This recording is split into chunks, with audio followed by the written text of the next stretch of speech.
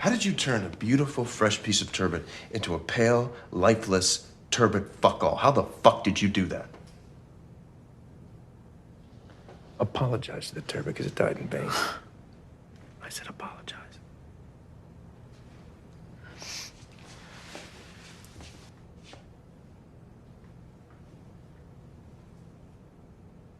Turbot, I Not to me, to the fucking fish.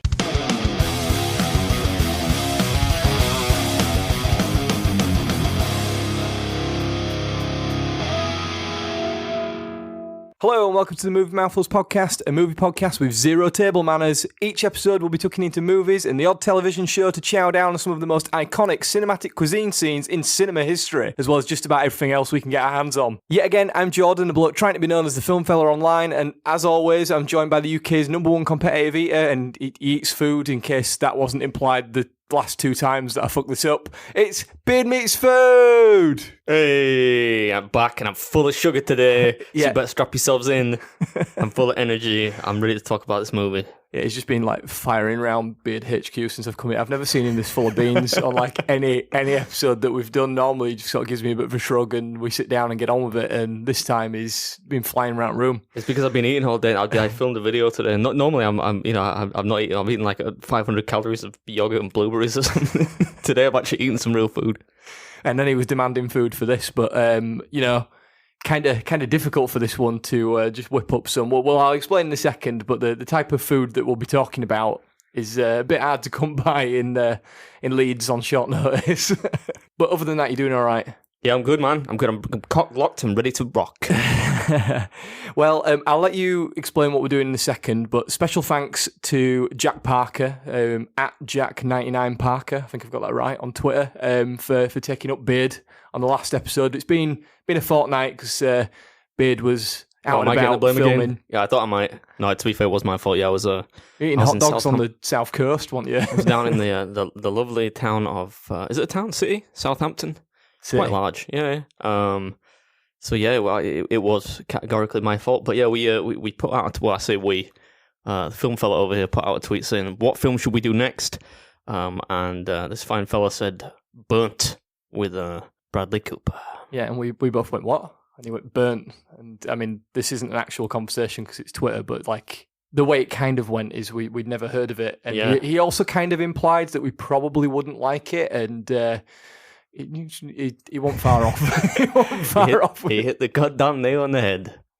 But yeah, cheers for listening to this rubbish, Jack, and for being the first person to suggest something. I know we've had others, but it was the first time that Beard's asked for someone to. I really appreciate it. Out, I like the fact that one of our, 35 listeners actually managed to get in touch with us, and we're men of the people. So if people want to. It opened my eyes, it's a film I've never seen, so that's good. If there's anyone else listening out there and you want to send us some tweets with what we should do for maybe the next episode or, a future episode, let us know. But maybe steer clear of any more like kitchen-related films, just for a bit. Like we'll come back right. If there is another one that we've missed, it'll kind of make a nice comparison for Chef that we did, last time out, which was absolutely fantastic. One, obviously I'm talking fantastic in terms of our episode was absolutely fantastic and you should definitely listen to it if you haven't already. But also the film is bloody brilliant. Not quite the same vibes with Burnt, I don't feel, but it's a nice, they're both about chefs. It's good to compare, I guess. They're two sides of the same coin, right? This is like the anti-chef. It's kind of like a thematically opposed version of Chef. There's not much comedy in it. There's not much likability in it. No, there's not much family values in it. No, am I going to do the blurb? A bit of basic summary on that? What we'll do is we'll go in. It's been a bit more difficult this week because normally it's quite easy to sort of pick out a scene. Like in Chef, there's the Cubano and the grilled cheese scenes that are iconic. That we mention him every frigging week at this point. But Binging with Babish has obviously done a scene where he's made X amount of food from half of the things that we're probably going to do on this podcast. I'm not sure if he's done anything from Burnt. If someone wants to point out that he has, let us know. But yeah, a bit difficult to pick out scenes when it's all about Michelin star food and it's sort of, it's about 100 miles an hour in terms of the food that you see in this. There's never really a point where it really hyper-focuses on one dish. So we'll do as general talk. and then we'll just sort of roll that into just random food-related talk in the film, because I can't do scene for scene. Do you think that that's fair? It sounds like a great way to do a podcast, yeah, randomly. Right, let's get on with it then.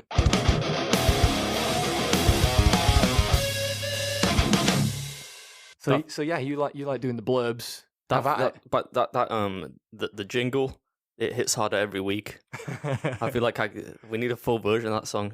Yeah, am I doing the blurb? I was going to say, I saw Lee last week. I went to my first gig post-lockdown, went to go see Architects in Leeds, and Lee was there. Did they play Doomsday? They did play Doomsday, yes. Love that song. It's like the only one I like. But I got in the pit and then immediately regretted it after, thinking got snapped up. We're in the middle of a pandemic, and I just jumped into a load of sweaty people. But I'm fine. I didn't die. So but Lee was saying that he was enjoying the little thank yous for like the first 5 episodes. Well, you are welcome, the little Lee. jokes and whatnot. He enjoyed doing it. But yes, you can do the spiel for Burnt. You can explain to people what it is. You ramble too much. I'm going to do the Go blurb. for it. Yeah. Right. So Burnt, right, it's a film. It stars Bradley Cooper and actually quite a lot of really good actors. There's Emma Thompson is in there, right, supporting. I forget the name of the. Is he Swedish? The dude that plays the Daniel Bruhl. Yeah, he's German. I think he's German. Yeah. All right, no, I believe you. I'll double check. We can't be saying fake news on this podcast. You keep going. I'll have a double check. Okay. And Spanish German. German. Yeah, that guy. Who else we got? We got hit me with some acting names. We've got Sienna Miller, who plays Helene. She's in American Sniper and Layer Cake. Yeah, who could forget Sienna Miller's in it? Got Alicia Vikander as well. She turns up later on. And the guy, what's his name? Matthew Rhys. Is it Matthew Rhys, the Welsh guy, plays the opposing chef?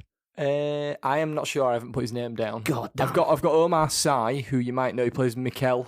He's the sous chef. Yeah, so he plays in one of the X-Men films. He's Bishop, and he's also the guy Barry in Jurassic World, and he's also on that detective show on Netflix called Lupin.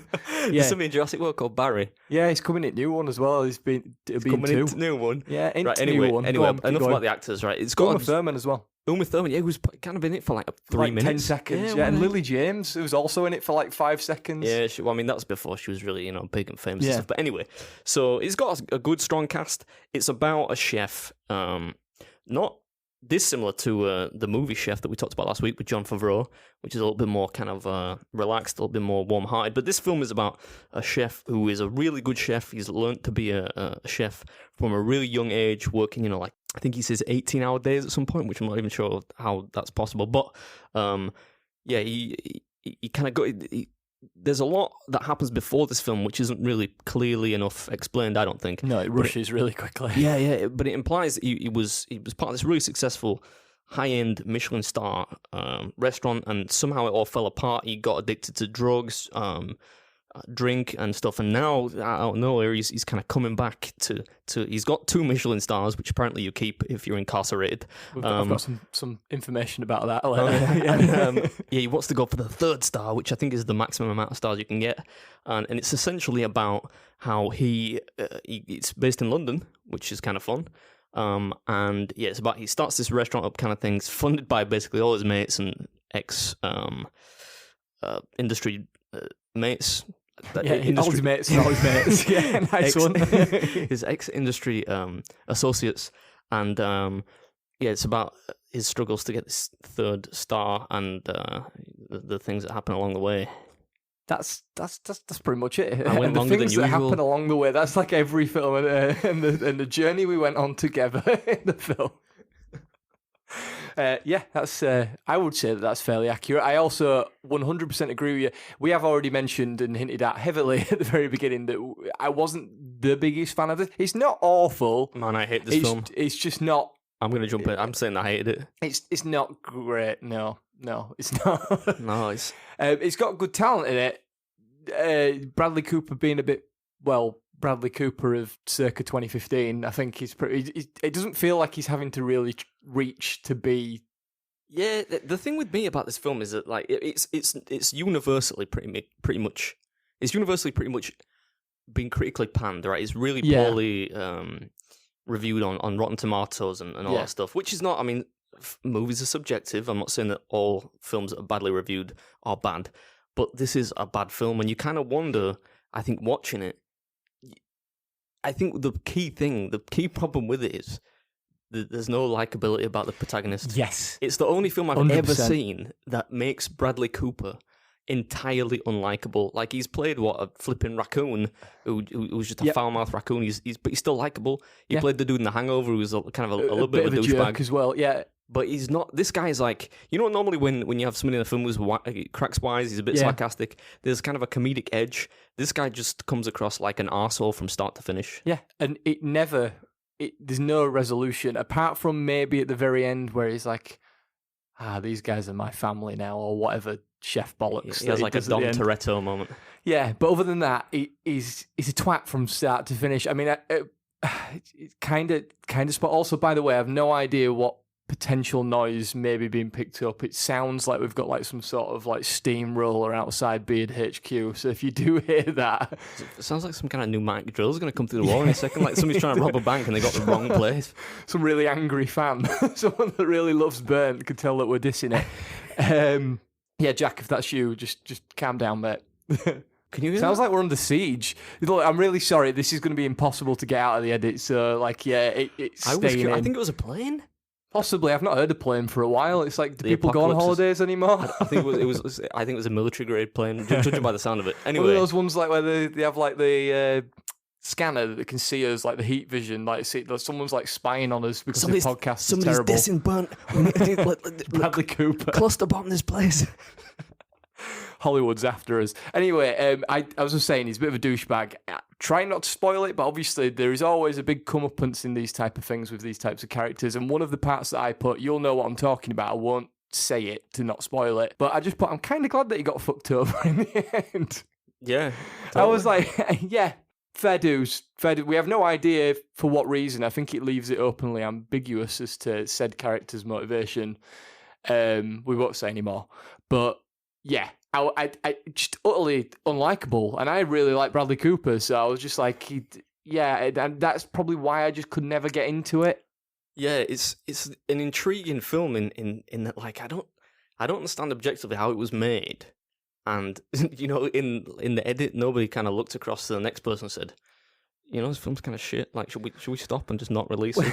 I don't get it because there's no empathy. You don't care about any of the characters, with the exception probably of Sienna Miller, because she's a single mother. It's implied she's more of a protagonist sort of figure, isn't she? Because she sort of reluctantly doesn't like it's kind of the normal hero's journey sort of storytelling with her to an extent. Yeah, I don't really think about it like that, but yeah, we should probably mention Sienna Miller. The love story is so tacked on. I hated that as well.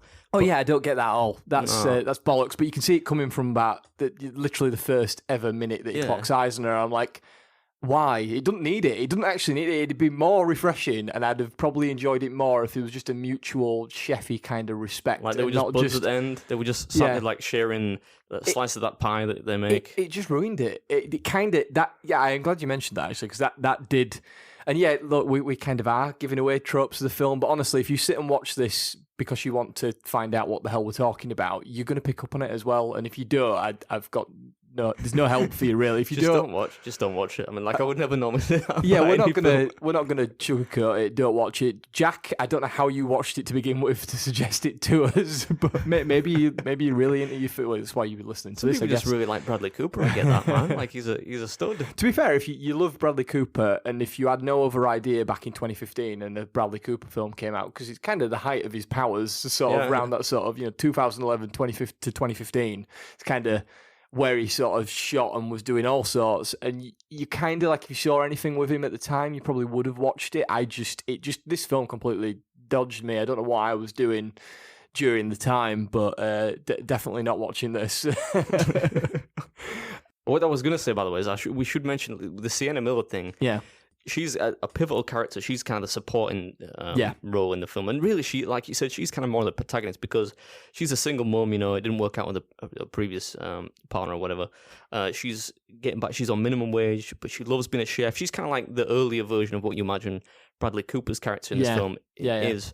and but she's really kind of headstrong, and she's really good, and she doesn't want to go work for Bradley Cooper, but it's about how much kind of he needs her, and in the end, it's a bit of a Fast and Furious moment when it's like, yeah, we're all family. It's like, shut up, man. You've just sold out all your friends. You've just been an arse to them for 90 minutes.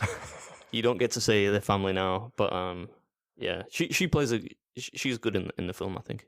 You mentioned a minute ago about you can't understand how this film got made.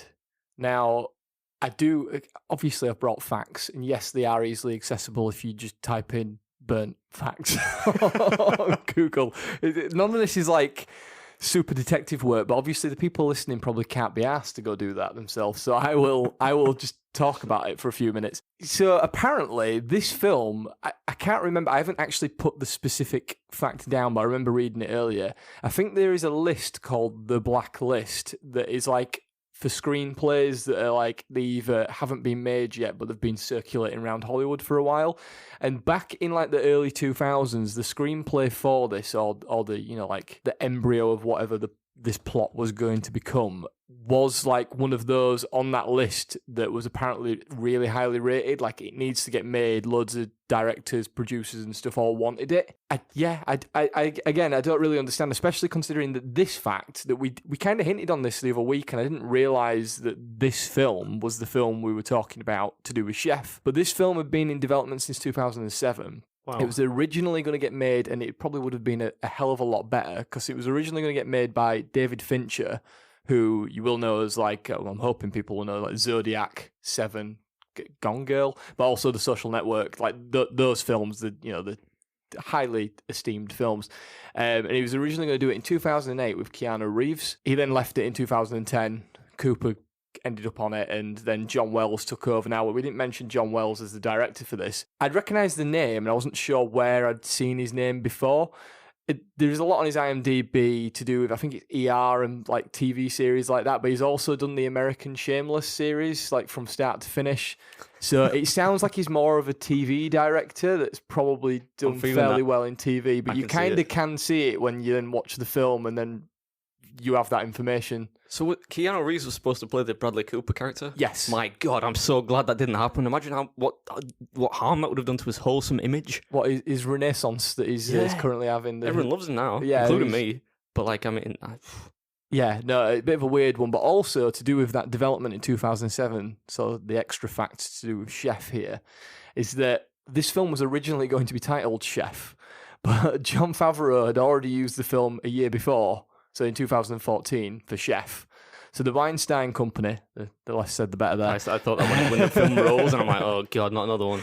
They bought the rights to the movie because it was originally a Sony project, and they were trying to force Favreau to like cease and desist on the title Chef, even though he'd already made it and already released it. So then they tried to get it to be cleared so that it could either be Chef or The Chef, which was both okay. But because Favreau refused to change it, the film was then changed to Adam Jones, which would have been even more vague, because this film isn't based on like a real-life chef called Adam Jones. It's not like a biopic or a biopic, depending on what you vote now, whether it's biopic or biopic. But it's not based on any particular chef. Apparently, he took influence from people like Marco Pierre White and Gordon Ramsay, which the Ramsay bit is very evident in this film. Professional arseholes. Yeah. But yeah, so that's the fact that kind of segues from last week's episode. I'm kind of glad that our boy, Jon Favreau, because he's our boy now, I've decided, is got the title Chef. Yeah. Because his film is just way better. So the funny thing is, though, I did think at the time, I was thinking, the one thing that it has, the only saving grace it has, is the fact that having worked in not cooking, but being around like kitchens and stuff, doing like various professional things, well, reasonably professional, it's a far more accurate depiction of a commercial kitchen than in Chef. I mean, I don't want to criticize chefs. I'm sure they're not all mean. But it is kind of one of those industries which seems to have somehow avoided modernization regarding harassment and stuff. Well, there's some interesting stuff to do with him avoiding modernisation in it that we'll get to, which is quite interesting. But it's funny you should say that, because as with Jon Favreau doing his training, obviously his was more like sort of like the indie food truck niche American chef training sort of proper vibe cooking, that it went. proper cooking, not like Whereas this one, I mean, these are proper cooks. So he's got his other influences other than Ramsay and Marco Pierre White is Marcus Waring and Claire Smith. Now Claire Smith is the executive chef of Gordon Ramsay's London restaurant, which is a 3-star Michelin restaurant. So obviously they brought her in. She trained Bradley Cooper for the role, and basically she was like, couldn't believe that Cooper was like so eager to like absorb all of what she was doing. Like he even wanted to know how she would particularly hold like culinary utensils and stuff, like tongs, and like what she'd do with a spoon. Or so we're trying to say that like Bradley Cooper did a bit of a Daniel Day-Lewis in this film. He fully immersed himself. Well, there's an interview when I was doing the research for this where he said when he was younger he would either have become a chef or an actor. So there is a bit that. So to be fair to him, even though like he's utterly unlikable in this film and we don't quite rate it, his effort in it was pretty good. Like apparently Claire Smith would do a lot of the food because it was all Michelin food. They would make it, and apparently some of the people, the extras in the kitchen that weren't like actors for part of the film, obviously because they're extras, what the hell am I on about?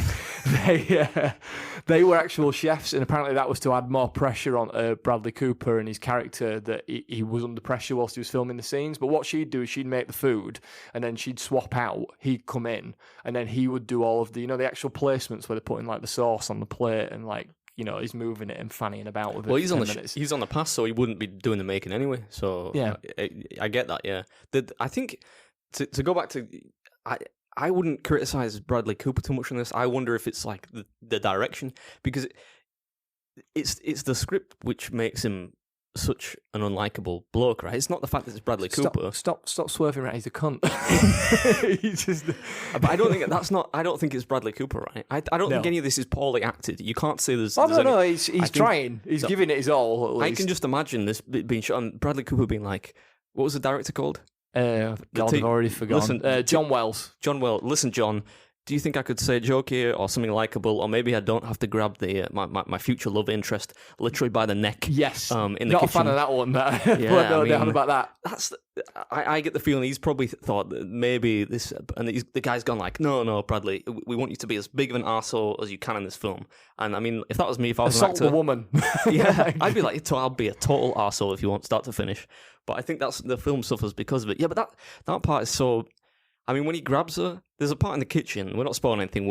She's made a mistake, right? And I get it. He's trying to impose himself, and he literally manhandles this woman, and he says like, "You're a disease." Yeah. And he kind of throws her, and she quits. And then an hour later, they're in the throes of some passionate embrace. And you're kind of like, no, I mean, that would never happen. Violent tendencies, it's probably not a good idea. I mean, even taking influence from people like Gordon Ramsay or Marco Pierre White, they've got temper, but I don't think I've ever seen an episode of F Word where Ramsay's throttled a woman on TV. No. As far as I'm aware, he hasn't gone the full Jeremy Clarkson and like just smacked someone. I think the closest I saw was the idiot sandwich thing when he made that person put 2 slices of bread in their face. It's humiliating and probably shouldn't. It made a really good meme for a very long time, but it's not. It's still kind of assault, but it's not the same. Look, I don't know where I'm going with this, but let's start. It's not the same. I don't think I've ever seen one of those chefs do that. So it kind of takes away from there can be aggression and dickheaded sort of remarks and how he acts in the kitchen, but that scene took me out of it as well. Did you know that Bradley Cooper's character is obviously he's quit drinking alcohol and he's clean? Bradley Cooper himself has been sober since the age of 29. Wow, I mean, colour me impressed. You didn't ask for that fact. I just thought. Well, that must mean then, by implication, that he was acting drunk in The Hangover. Then, so he didn't method act that one, the movie. If he's not been drinking, that's just a thought, It's kind of impressive, I guess. also, he's allegedly fluent in French before filming. However, when I was looking at, if you go on IMDb, you can find like goofs and stuff on there as well as the facts. So I just thought I'd click on them and see if there was anything. And I think obviously with IMDb, because it's an international movie database, it's like Wikipedia that other people put the facts up and stuff. So there's one person that has just gone into him, and I can't remember. It's the woman that's the daughter of the French restaurant that he used to work at that's died. She is French in the film, whereas obviously Bradley Cooper is American. All of his French, apparently, a lot of it does kind of make sense, but is also apparently a load of like gobbledygook to French people. But then at the same time, he does all that when he speaks to someone that can speak fluent English. But then when he comes to speaking to someone that only speaks fluent French, he then chooses to speak English. And when she does speak French, apparently this user that put the comment on IMDb says that is also gibberish. So I bought it, and that's all. Like, acting is trying to con people, right? So I thought he sounded French. Well, apparently he can speak it fluently, but this one person on the goof section of IMDb is just not having it at all. Speaking of IMDb, I realize that a tangent is coming here. Go on. Which is a welcome tangent because this film there's only so much we can talk about. But I found out last week that I actually have an IMDb trivia page. What? Yeah. You've been on this film podcast now for 7 episodes, and you've held this information. No, I only recently found out, and it's actually blindingly accurate. I have no idea who put all this on there, but I'm looking at it now. It was me. I got it up. I mean, I got it. I got the article up. And actually, a lot of it says competitive eater. Naturally, younger sister called Jenna, which is accurate. Get this one. You'll know this.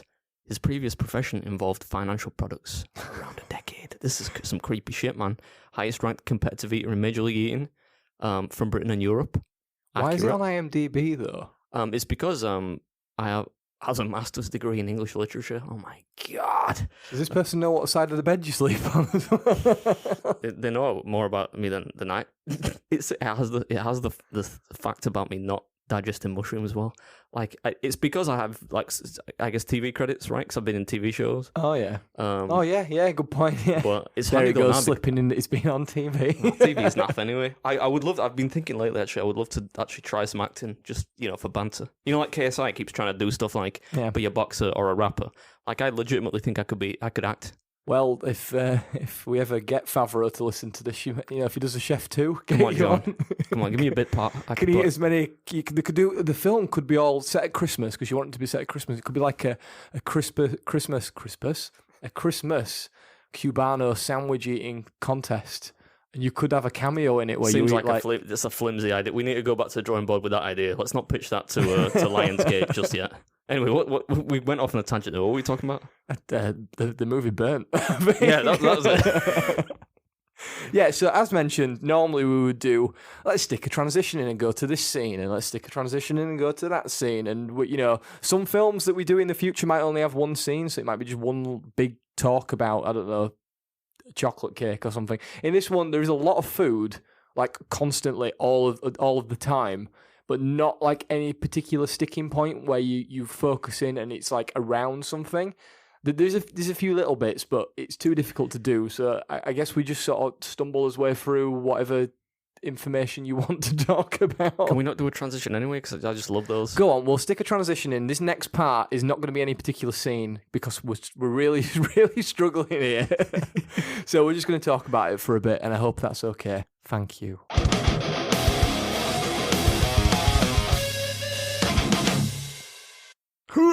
There you go. Bit of chuggy metal. Yeah, I love it. Bit of swampy chuggy metal. Cheers again, Lee. Yeah, like the film fellow over here said, normally there are some specific, at least, I don't know, over a minute long kind of specific food / eating scenes. Iconic, some might say, in some films. I guess, yeah. And in this one, I think it's intentional, that you don't really focus on the food because it's supposed to, I think, be analogous to, how quickly they've got to serve stuff because it is, our kitchen's hectic. You don't often get to see what they're actually eating. And to be honest, it's fucking haute cuisine or some shit, right? I don't know what the fuck they're eating. I was just going to say, it's almost next to impossible to figure out unless they specifically mention what it is. And because they mention so much so quickly, I didn't even have a chance to note it down. But unless you know what is on the plate, where he's like putting the little, you know, where they put like a little squiggly line of sauce and a couple of dots and then like one bit of like a leaf on it or whatever, and then it's done, like chef's kiss, and it goes out, and it's all great and everyone applauds. I don't know.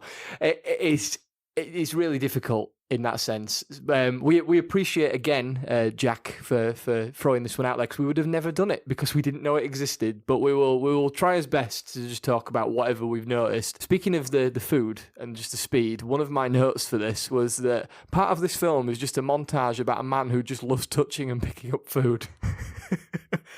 Yeah, I mean, who doesn't though? I mean, it happens in Chef as well, where he goes to like the farmer's market and he's picking stuff up, and there's got to be a montage just looking at like, I don't know, a sexy aubergine or something like that, you know, like some sort of like really nice vegetable, or like a big cut of like ribs or something like that. Or they always get a pig or whatever and they cut it up and they're always like, oh yeah, it's got rib, but obviously it's got ribs, it's an animal.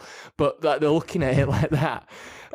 But this, for me, I don't know if you noticed that it's that one montage where he's just started in the restaurant, they're kitting it all out. It feels like it goes on for ages. And all he's doing is just like some sort of musical number of some kind, some sort of like background music. It's just Bradley Cooper just intensely looking at food, picking it up, touching it, talking to like a bloke at a market, and then handing it back over and then picking something else up and looking at it. But it goes on for about 2.5 minutes of just fingering some food, basically. Fingering sexy aubergines. There is actually, though, interestingly, in that little part of that montage, there's a shot of Roller Waller. Did you notice that? You know, they have there's one in Leeds at the Trinity Kitchen, but that you can see that actually one of the other kind of street locations in London. He does like his street food, doesn't he? I mean, I know London's probably more prevalent for like obviously we mentioned Chef the other week, and there's a whole culture in like LA and Florida and places like that about like vans and taco trucks and stuff. But he does a couple, like I think in London there is more. Like if you go to Camden now, which used to be like Goth Central many decades ago, is now just all street food stuff, and like you get some really cool food down there. And he seems to... And typhoid, because it's London. Apologies to anyone that does listen from London. Please stick around. We need you.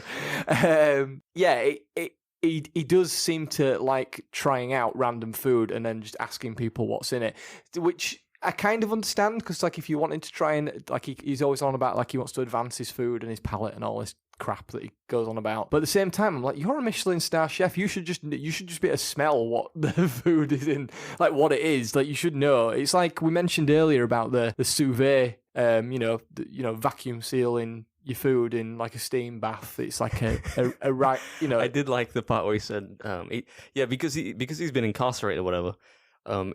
Obviously, cooking trends shift. We talked about this last week with Chef and stuff, and now it's looked upon with disdain that he likes cooking with frying pans, which apparently is not the thing now. But then he takes the piss out of her because he says she cooks in a condom, right? Yeah. Because it's a plastic bag. About one of the only funny things that he says in this film. Do you know what I did like? One thing I did, one scene that I did, I don't want to say like, but I kind of enjoyed at some level, is the Burger King scene. So there's a scene at the beginning. I hope I'm not stepping on your toes here. No, I've just put... justify why Burger King is better than other restaurants, and then I've wrote scene ? Nice, I'll let you notes. go on. So there's a part at the beginning where Bradley Cooper's setting this restaurant up, and he wants to get Sienna Miller in on it, and so he invites her for a little kind of chat about it at a Burger King, and I enjoyed it because it was kind of quite a sharp. It shows quite a sharp sense of social critique, because Bradley Cooper says to her, "Explain to me why you don't want to eat here, and why it is that we as Michelin star chefs are allowed to charge 500 quid for a meal instead of 5 quid for a meal." And she says, no, they use too much salt, cheap cuts of meat. Bradley Cooper says, wait a second, because that's the finest type of kind of working class French food. You're talking about like your goulashes and stuff like that. And some other fucking examples I can't remember. Yeah, I forgot to write them down as well. That was about the only insightful philosophical part of the film that you thought, right, okay, he kind of gets that Michelin star cooking is pointless, and you think that's kind of like the essence of, maybe there's a bit of a human behind him, but then he goes on for 90 minutes to try and pursue this stupid fucking star from two bald dudes that walk in. Do you want the fact about the star? Yeah, Also, by the way, the that scene was pretty much the only one, other than the turbot scene, which you hopefully, if you don't skip our lovely intros, you will have heard, and we'll get to that. That was the only one that I kind of highlighted as maybe a potential scene because it's interesting, it's thought provoking, and it's Burger King, and I do love a Burger King, so I don't mind it. We've got a valid reason to eat shit food now because it's like French peasant food or whatever it is that he called it. He calls it something like that. But, based on the pursuit of the third star, like some sort of I don't know, thinks he's Mario, doesn't he? I guess or whatever. Chef Marco Pierre White has explained. I don't know if this was again on IMDb, but it doesn't explain whether Marco Pierre White just explained this one day at random or whether he explained it in the context of the film Burnt. I don't know. But a third Michelin star is a restaurateur's award. It is not given to chefs who don't own their own restaurant. So Adam could not achieve more than 2 stars working in someone else's restaurant. well, that's just the whole film exploded there. Yeah. So Should be expunged from celluloid history. I mean, it's a film, and unless you did that level of research, or unless you are Mr. Marco Pierre White, you're not going to know that. But yeah, it kind of dissolves all realism for the film for me. It does. It's less of a jump than say, Matthew McConaughey descending into a black hole in Interstellar. So I mean, if you can throw that out the window, you can probably throw out Marco Pierre White's. At least they did the research into the plausibility of potentially that being real, as opposed to this one just being bollocks. If you say so. What other notes have I got? Oh, the opening to this film, where he's doing. By the way, this film is massively exposition heavy. From like the first half an hour is just an exposition train. It just doesn't stop. It doesn't relent. It's just like explainer after explainer, and like you said, it's still super fucking vague. Like, it doesn't really explain what he did to these people, why they know him. There's even a point where he goes and picks up a chef from the prison because he's assaulted someone or something. Sounds like a really nice guy again. He didn't say why, how he knew him. He just sort of turns up and goes, "Oh, I used to work with him before, and I want him again." Yeah, there's a part it as well. Rushes a lot. There's so many odd parts to it. Like it's implied that he's in debt with some kind of mobster goons, right? Who turn up and beat him up, but not really that badly. No. And yeah, there are so many things. It's almost kind of like it's got a lore, as in LORE, to it. Like there's all the stuff that you kind of think you should have read some kind of graphic novel which explains this. Is there a comic book that came out before this? It's kind of like watching. I don't know. It's worse than say watching. I don't know, X-Men 2 before watching X-Men 1. Yeah. It's like you can't... It's just all a lot of presumptuous. You've just got to roll with it. And again, that didn't help.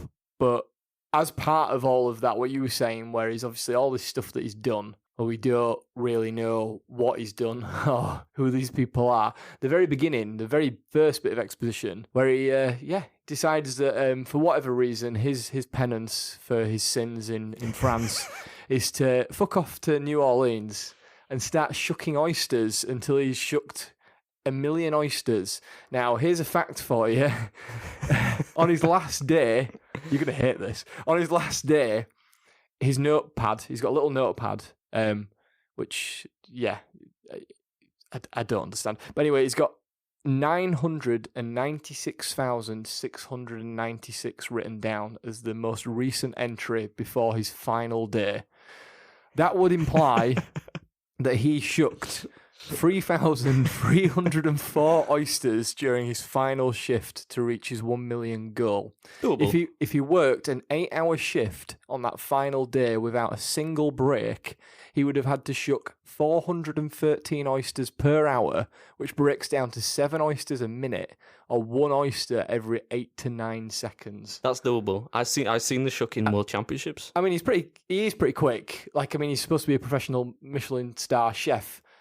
But what the fuck, man? What are you doing? Also, he just eats one, fucks off, doesn't say I've resigned, or it just leaves, and they're like, "Where are you going?" Like, I mean, what an asshole! I'd have totally. I mean, he was in New Orleans. Like, what kind of penance is that? If you sent me to New Orleans and all I had to do was shuck oysters, then I could just chill or whatever and do what I want. I'm in New Orleans, but I did like one part of the film, although I disagreed with it. It starts off. It says, you know, it's going to be an artsy film when it starts with this. It says, God gave us apples and oysters. Oh yeah, I've got and this quote. You can't improve recipes like that. But it is our job as chefs to try. I thought, oh, how deep. But then I thought, actually, wait a second. You can improve apples with lots of cinnamon and brown sugar, and you can improve oysters with basically putting fucking anything on them. So it loses you from there. It tries to, in fact, that summarizes the film pretty well. It tries to be all artsy and like meaningful. And it is like, trying. No. It is really reaching. I feel like they thought that when this came out that this would be maybe a nominee of some kind. Yeah, I got that vibe. I think it did get some nominations, but for nothing of note. And it won maybe one award. It didn't get a Razzie. I mean, that would have been pretty impressive, to be fair. Going back to the food, that lamb kebab at the beginning looks pretty fucking good. Like, yeah, I mean, all the food looks good. I think in the film, none of it looks bad. I'm reaching here, by the way. We're just going to talk about random food that I did notice. What's the thing he makes him eat off the floor? He makes the chef eat something. Is it a mussel or something? Yeah, and then tells him to spit it out. But like, lad, I'd eat anything off the floor in a 2-star Michelin. Yeah, it should be pretty clean, shouldn't it? Like, yeah, you know what? The funny thing is, I was thinking about when I was watching the film. I thought, you know what? I can relate to this because I've actually been to. I don't want to dig the bloke out. Fuck it, I'll dig him out. That guy that does Man Behind the Curtain in in Leeds. It's like a really there's like forgotten his name, but yes, I know what you mean. Yeah, I think he's like. Look, I'm not criticizing the guy. Was he on MasterChef or something? I think that? so. Does he call it his handle? Is it like Hair Metal Chef or something? He's a cool. He looks Keep like talking, and I'll figure it out. He kind of looks like he was in Whitesnake or something. You know, like that hair metal band. Yeah. He's a critically acclaimed chef, right? But I went to the restaurant. There's like a year waiting list, which I hate that whole notion. Michael O'Hare. Yeah. I hate the whole notion that there's like, when you get to the restaurant, it's not full, you know. So it's just you kind of get the feeling it's all done for theatre, you know, like, oh, we're gonna keep you waiting forever. And it was like £200 to try a 10-course taster menu. And I enjoyed the journey of trying different things. So you're like, oh yeah, I'm looking forward to the next course. But you get something that's like the size of your fucking thumb, and you're like, look, man, if I enjoy this, I want to eat shit tons of it, you know? I don't want to eat one mouthful. I'm just laughing. I've just gone on his website, and it's an old-fashioned, like, a finger dial telephone, and it's got either a lobster or a prawn just balanced on top of it, and that's it. That's exactly the kind of shit we're talking about. That phone's probably edible.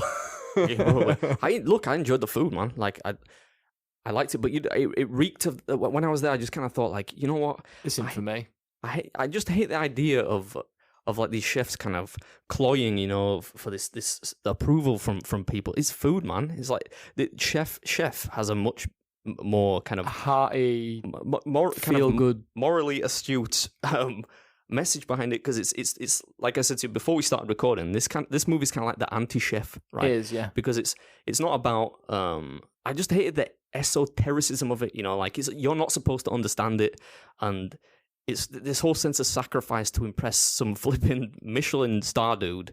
When in chef, it's all about I want to make people feel good. Like if I sit down to a meal, I want to enjoy the food. I don't want some fucking religious epiphany. I want to enjoy the food. And he's like, I want people to stop eating. It's like, what? Yeah, I've got that as well. I was just like, I want people to stop eating. I want people to long for my food.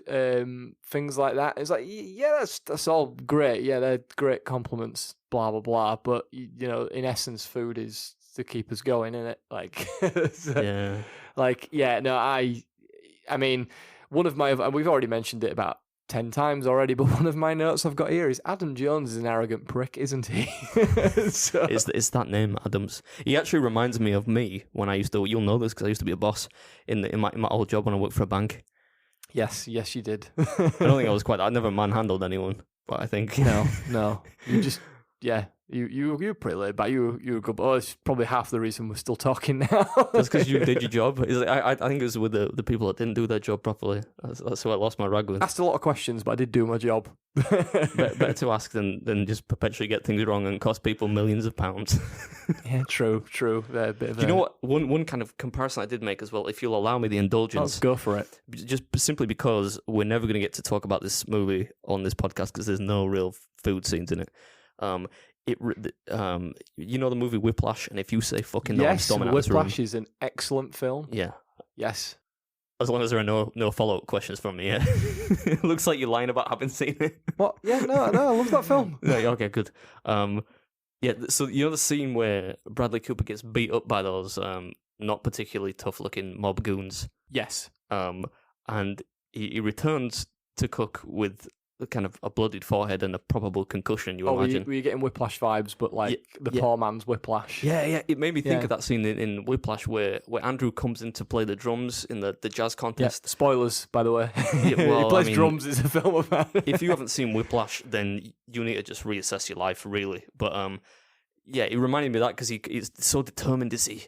You know, No, that's an excellent scene. It's but that one drives tension and shock, and there's just something about that whole scene and that dynamic between him and Christ, I've forgotten his bloody name.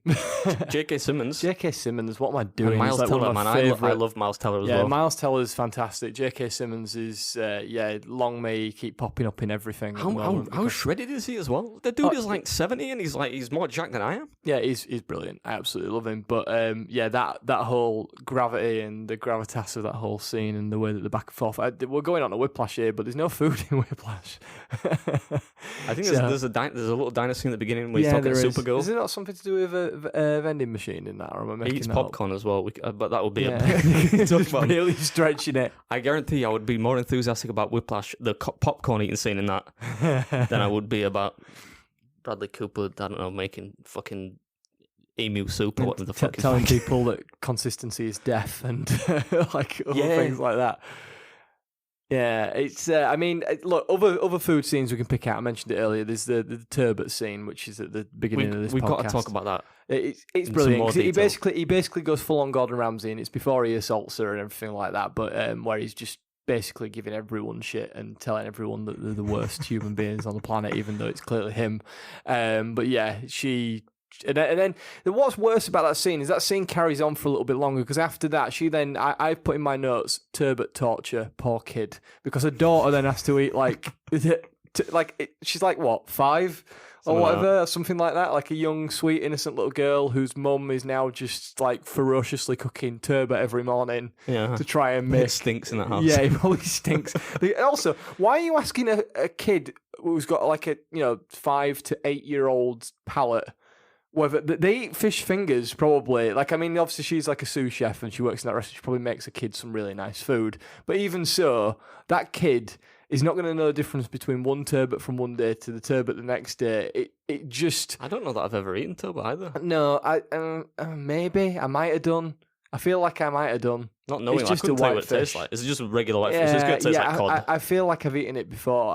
I'm sure I have, and it's just like any other frigging white fish. So yeah, I don't know, but that is it just tells her that it died in vain, which is kind of sad. Apologise to the turbot. Yeah, it's that's enough. I thought at that point, oh right, I got it now. It's going to kind of switch to like a kind of a black comedy. Yeah, but it didn't. It was just him being an arse. No, yeah. So that's kind of a scene, I guess, and like. Yeah, I couldn't say no more about it.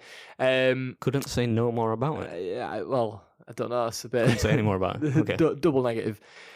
The chocolate cake looked banging, is what I put. It actually looked really nice. Although one of the facts from another disgruntled IMDb commenter was that when Adam is making the chocolate cake, not him. I mean, I've never seen this Adam make a chocolate cake. But if you want to make one for next episode, go right. I could do Matilda. You could make us a chocolate cake. That's a good one. With some sweat. Anyway, when Adam Jones, so Bradley Cooper, is making the chocolate cake, he blows yellow powder onto the cake. A professional chef would never blow on the food. I did think that, but I thought maybe is that a thing that, like, you know, really good chefs are just allowed to get away with? But I did think, I mean, I'm all right when it comes to food Heston hygiene. Blumenthal would probably spit in it as well. I say meant to do it. But I kind of thought, like, to me, you know, that whole food hygiene thing, I think, goes too far. You know, I have a fully functioning immune system. So if you blew on something, I would still eat it. Like, if there was a Five Guys right there, you blew on it, I'm still eating it. But I did think we're not testing this. No. Well, there's no Five Guys here, right? But yeah, I did think that was a bit odd. It was quite close to it, and it looked like a bit of a wet blow, if you ask me. Yeah, it was a bit what? It's a bit weird, a bit wet. I also put a note that the Michelin folks sound like the Men in Black. Like, it's just, I'm scraping barrel now. I'm coming to. I don't know if you've got any more things you want to say. I'm just sort of rattling through what we've got. But yeah, like, what the hell is that? I haven't even checked to see if it's true. I kind of want it to be like true that like these two people just turn up and act really fucking weird at restaurants. Like, what are the rules? So they say apparently turn up at a certain time. Yeah, if there are any restaurateurs listening, just kind of pay mind to this, because if this is true, this could be the one useful saving grace of this film. And this podcast. And this podcast to tell you that if a Michelin inspection is about to happen, then two guys are going to turn up, but it could be a woman also. But you know, two people are going to turn up. They're going to both be dressed in suits. One will go to the bar, one won't. One will go to the bar, one won't. They'll order water. They will order, 2 glasses of not sparkling water. They're going to get just plain tap water. Yeah. Check those pH balances. One's going to get the tasting menu. One's going to get a la carte. I mean, I don't know that every restaurant one will put a fork one. on the floor, but make sure not to bang it on the floor or drop it, so that you're paying attention to make sure that you've seen that there's a bit of cutlery on the floor. Yeah. One orders like certain wine, and the other one will order. It's a half bottle shit. of red wine. It's absolutely bad. That can't shit. be right. What the fuck they do? Pour half of it out. Also, I'm getting is from that is that vibes of when my friends, one of my friends way back in the day when you did your first ever like Big Mac challenge, when I sort of helped hook you up with all the Big Macs for that a long time ago. They were telling me about like mystery shoppers that go in there, and my brother worked at McDonald's, as we mentioned before, and like the mystery shopper thing, like where you can like spot them a mile off because they do like a very particular and specific thing, but yet you're supposed to not know that they're a mystery shopper, even though they're doing something really weird when they come to the. I can't remember specifically what it is. Sometimes they'll ask for like. I can't remember what the particular wording is, but they'll ask for a burger, and what it basically means is they want it all fresh, all cooked. There, so even if they've got to wait for it, What, a fucking McDonald's? yes. You ain't getting that, are you? I mean, Well, I mean, if you want to get because I think they get like little bonuses and things like that. Like the employee that does it can get a voucher or something like that if they Wow. do it. Yeah, no, wow, oh wow, oh what a voucher! We almost went all Owen Wilson there. Wow. But yeah, that was an interesting bit. I also thought as well, because obviously he's an ex-drug user or whatever, that I didn't really follow exactly who was funding and why they needed his blood, but Emma Thompson goes a bit frigging vampire in this because they're tapping off so much blood. Like every week, they're just like, yeah, you need a blood test. Yeah, you need a blood test. Yeah, you need a blood test. Yeah, you need a blood. Like every single Friday. I'm surprised that the guy like didn't rock up in the final scene just like a husk. You know, like She tries to take blood in his fucking spinal fluid or and something. she's like, I don't understand why she's like. So her character, I've got a character here. I got that part. It's because he's trying to set up this restaurant, right? But he's got Yeah. no money, so it's funded by these people. But these Yeah. people know he's an addict, so Right. they want to make sure that It he's. just kind of rushed over it. Like I did piece it together. Like I'm not an idiot. Contrary to popular belief, I'm not an idiot. Charity haircut. Yeah, it's similar to yours.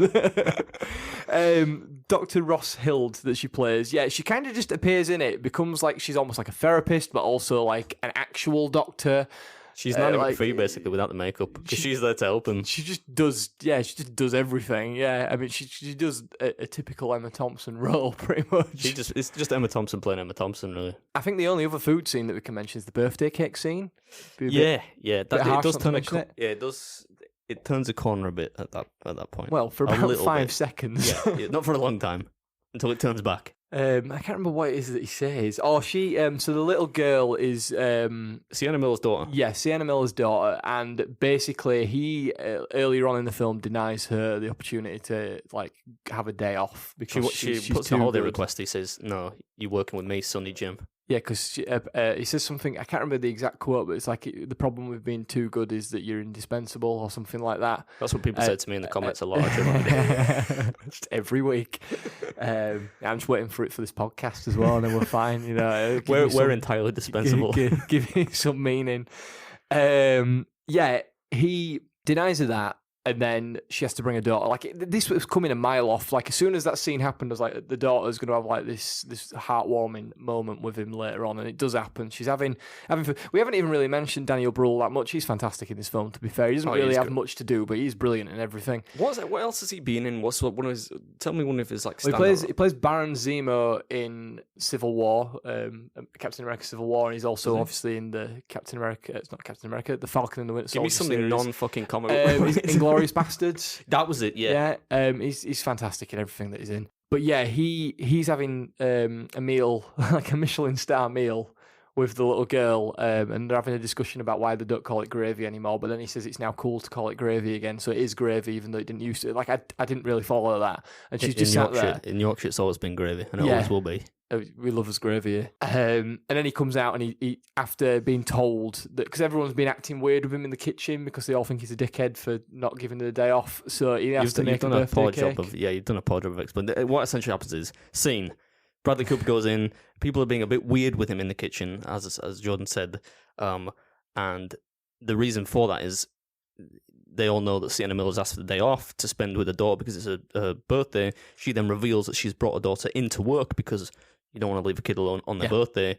I mean, she's 5, so she shouldn't be alone really any time. Yeah. But they then they know she wants a cake, and Bradley Cooper's like, no fucking cakes, for some reason. And then in the end, this is the one kind of patch of humanity in the film when he softens a little bit and he says, right, okay, I'll make a cake. And then he makes this impeccable cake. Yeah, it looks fantastic, but she doesn't like the cake. But I think mainly her reason for saying that is because obviously she's a young girl and she already knows that. Well, she knows because she calls him an ogre because obviously her mum's been talking about him at home and like described him as that for her understanding. So I think on purpose she says that the cake isn't the best cake that she's ever had. I think she says that he's an ogre and he goes, "Yeah, but I make great cakes," is the quote. Yeah. And then he has a piece of it and he's like, it sort of zooms out and he's obviously like eating the frosting, like really. I did write in my notes that the scene is a bit weird towards the end because he doesn't really say anything. He's just eyeballing this 5-year-old whilst licking his finger in front of him, which is a bit weird. Like I think the same, so we can't both be in that. Yeah, the sentiment behind the scene and giving him a bit, like humanising him just a teeny tiny bit, and obviously because his background is that he had a rough childhood, so it's kind of reflecting in that scene. See, look, we do break down cinema in like an essay-like fashion sometimes on this podcast. Totally, we're like, what's that guy called? Matt Comode? Yeah. But the end of it, I just thought, even though I get where they're coming from, again, this feels like it didn't quite hit the note it was meant to when they were doing it. But that's the only other really big significant food scene. On YouTube, when I was looking at it again, it was described as the best scene in Burnt, which I don't agree with at all. But that was the best scene is the turbot scene. Yeah, 100%. And that's only been uploaded 8 months ago. So for whoever uploaded that 8 months ago for this clip that I've used, thank you, because it's not there at all. Copyright strike that one clip. I want to know how in the hell does this guy make and ice a sponge cake in what is an implied like 30 minutes? Yeah, when he's had to make it. Yeah, no, well, there's no way, is there? Unless they just have like some sort of generic cake chilling somewhere. Which they wouldn't do, right? Because it's a Michelin star place. No, so that's another it's plot strange. hole. Unless that girl's been sat there for ages, there's been sending out like plate after plate after plate. It's some more gravy.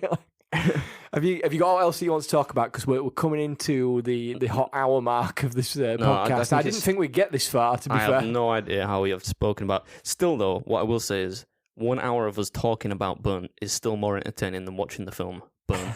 But the one final point I did make is just when you thought like it's turned a corner, right? you think, oh yeah, this guy's he's all right, okay. It kind of serves up the worst moral allegory in, I think, film history, because it says like the film tells you principally that what you should do is mistreat your mates, other people will bail you out when you get in trouble, and you can be an arse for essentially your entire life, and that's going to be okay because you'll get 3 Michelin stars from 2 fucking nobodies. Even though technically you can't actually in real life carry those stars with you. Yeah, it's like we said, it's like the anti-chef. The whole point of chef is he's not there to impress these kind of aloof people who wants to do his own thing. Yeah, it's all about an artistic expression. This is sort of wanting to do that in a completely different direction that I don't like. Yeah, is what I would go with. I also put my final. Because I did actually make, I don't know, 2 paragraphs of notes this week.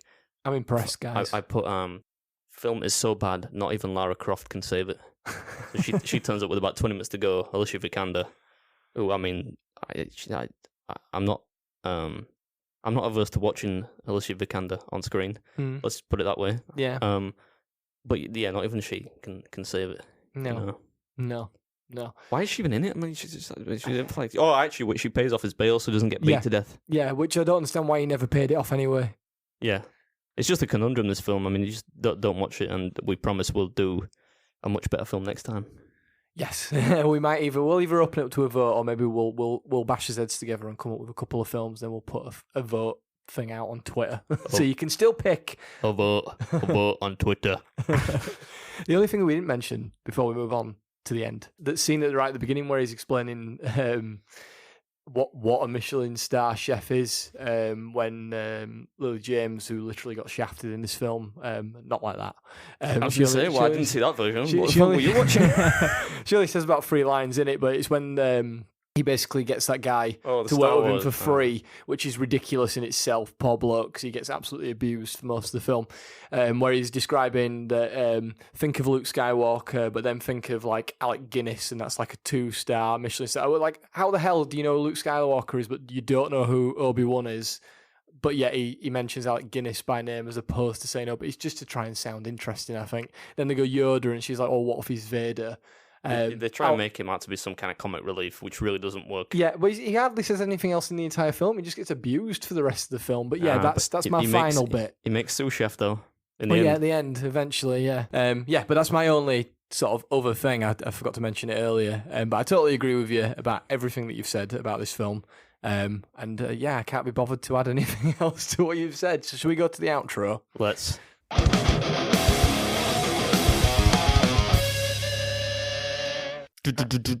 That's episode 7. We've had a couple of, we've had 2 gaps other than that, but we've done pretty well, I think, and we're kind of getting into groove. I think what I need to do is hit you on a sugar day, if I can. And can we watch a film that's decent? Yeah, I mean, if I hit you on a sugar day and we get a film that's like iconic, then I think we're on a winner. I think that all of a sudden we'll go from our. Also, very thankful for the, according to the stats on Anchor, we've got 35 dedicated listeners and about 60 people that have listened or thereabouts in the past few weeks or something like that.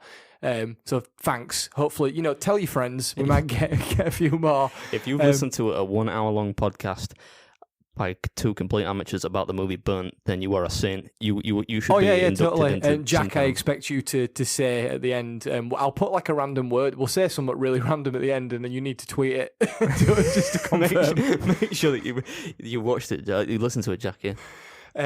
But yeah, as I was saying, like we'll get some sort of film where we can actually talk about scene, even if it's just one scene, because there is a lot of films that have only got one iconic food scene. We tend to get a few lengthy ones, so we might have a shorter episode that just focuses around one thing. What we should do? What we should do is a couple of episodes with movies with kind of smaller food scenes, rather than just one entire film. I don't know. I'm hitting that sugar crash now. He's slow. I'm slowly losing him. But yeah, I guess say this every week. I listen to a lot of podcasts as well. And again, I really don't understand why this is a thing, but we've got to say it. So we're available wherever you can get your podcasts from. So I don't know how the hell you're listening to this right now, but you can listen to it wherever you want, and you can listen to it on whatever podcasting platform you choose to Not in a listen to public it on. toilet. Don't listen to it there. I mean, you could do if you might get some good acoustics. I don't know. You listen to it wherever you want, honestly, and we're everywhere. So if you want to flip from Apple Podcasts to Spotify, you do you. Make sure though, if you do that you subscribe or you follow or whatever variation of that is on the platform that you have chosen. And if you have the opportunity to review us, particularly on Apple Podcasts, we're only taking 5-star reviews. That's all we're having. Come on, man. No, we'd take anything more than like a 2-star. Don't leave us a 1-star review, for God's sake. Yeah, no, look, we need some sort of circulation. So one job for anyone listening is to tell other people. And your second job is to give us, look, you can just be one word that says great, full stop, 5 stars. It'll send us out into the world, and hopefully one day it'll blow up and it'll be all because of you. That's right. I'm talking to you. I'm talking to you. I don't know who I'm talking to, but I'm talking to you. I was going to say by which time we will have run out of movies with booze. But that's when we go on to TV shows, and maybe we could maybe even go on to like battles between different characters that ate stuff. Look, we'll look if you guys listen and we get the audience, we'll wrangle this out somehow. We'll keep it going. I'll keep it going until Beard kicks me out of Beard HQ. Let's put it that way. You can find us over on Twitter, Instagram, and Facebook at Movie Mouthfuls. I am the guy that sort of runs all of these, and I do also have a full-time job, so it's mainly on Twitter. Are you implying that I don't? Are you trying to say that I don't, sucker? Well, the other guy has a full-time job of eating stuff, and he's a very busy man, as the reason we've been off. But anyway, Twitter is where you will get most of the information, but I will also occasionally put up pictures and things on Facebook if you choose to follow on there as well. You can also find myself, I'm going to get some shit in a second, but I'm going to say it anyway. You're going to find me on Twitter at @thefilmfella_, and you can also search for me on YouTube, The Film Fella. I do film and TV reviews. I say I do. I haven't done it for about 3 months. I've got a poorly cat. I will go into more detail on my next video that I do, and then I'm going to hopefully be doing some reviews in the not too distant future because I enjoyed doing that. But yeah, I'll be back at some stage. Go on, Beard. Tell me I said that every week. I'll be back. Come on. Beard, if you are listening to this, it's probably because of him anyway. Let's be real. But obviously, socials, do you want to tell people where you're at? Are you still not doing that? Nah, this Disco Stew doesn't advertise. Just at Beard Meets Food on several platforms, and apart from TikTok, I'm definitely not on there. I mean, he's on IMDb. I want to be on IMDb. Maybe I need to like pop up on something on his channel, and then maybe I don't know. Maybe someone can make like one random factoid about me on IMDb. The crazier the better. If you fancy sending us any questions, or you've got anything that you want to say to us, you can either tweet us, because we've just told you where we are on Twitter, or you can chuck us an email if you want to be a bit more formal at moviemouthfuls@gmail.com. That also implies to anyone that wants to sponsor the podcast. Adam hates it, but I'm going to keep doing it because, if we can give away free things and discounts and we can keep this going, then why not, eh? If you want to support the podcast, he's also going to hate this. You can find us on patreon.com/moviemouthfuls if you want to chuck us a quid just to keep the lights on in Beard HQ. I'm good. I'm good with the Eon people at the energy. The bill was like 40 quid this month. It's nothing. Well, we could get another microphone, we could get a guest, because at the moment we've only got 2. But, all sorts of things we could do. Obviously, times are tough, so you don't have to, but I'll mention it anyway. As always, big thank you to Lee for all the music on the pod. We will be back very soon, but until then, remember that if life all does go terribly wrong, move to Louisiana and shuck 1 million oysters to atone for your sins. Yeah, and don't assault women, or anyone for that matter. Yeah, definitely don't assault women in the kitchen. It's a bit cliche as well, don't do it. Peace. In a bit.